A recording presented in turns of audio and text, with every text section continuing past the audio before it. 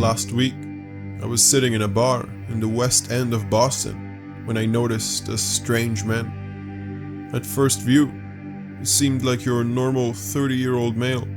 Brown hair, subtle beard, wearing a grey raincoat. He sat next to me and offered to buy me a drink. I refused politely and asked him why. Surprised, he said, "Don't you remember me, Matthew?" I was startled. How could this man know my name?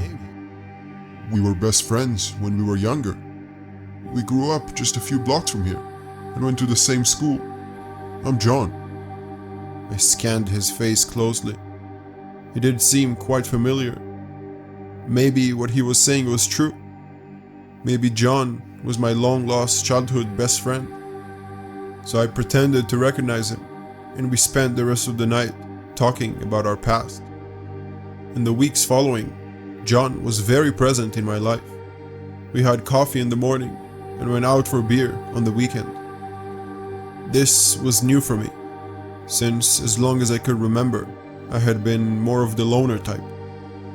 I never had any close friends before John, and maybe it was true, we had known each other before. One night, we were having dinner, like on most Fridays, but John seemed different this time. He was acting distant and a bit colder than usual. When I asked him what was wrong, he said he had to show me something. I followed him outside towards my neighbor's house. Mary was a young widow living with her 2 sons alone since her husband died in a railroad accident. John climbed the window to Mary's house and signaled for me to join him, which I did hesitantly. We opened the window and stepped inside the empty living room. It was late, so they must be in bed, I thought. "In the kitchen, left of the sink, there's a drawer.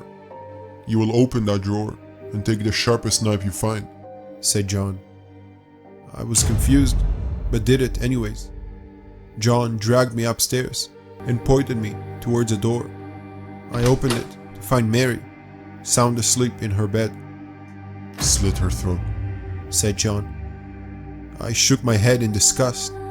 "No!" "Slit her throat," ordered John more fiercely. I felt like I wasn't in control of my body anymore. My shaking hand grasped the knife tightly as I approached the sleeping Mary. It has been 2 weeks since John pushed me to murder Mary and her 2 young boys. The police haven't found me yet, and I haven't seen John since then. I finally resolved to call my father and ask him about my supposed best friend. I asked him if he remembered anything about a friend named John from when I was younger. My dad turned, looked at me, smiled, and said, "Yes, I do remember John. He was your imaginary best friend."